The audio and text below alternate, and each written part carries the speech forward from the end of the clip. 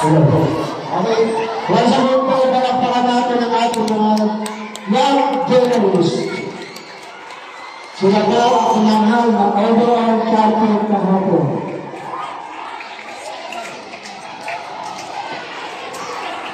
Gumawa ng GC. Photos and videos only. Kasi pag ako, natatablo na namin. Mga isa-send mga videos, walang magchat-chat.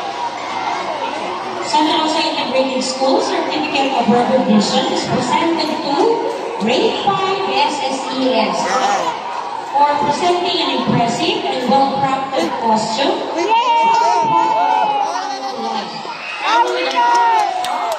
Best in costume during the National Women's Month celebration with a theme bringing connecting people across the generations in society.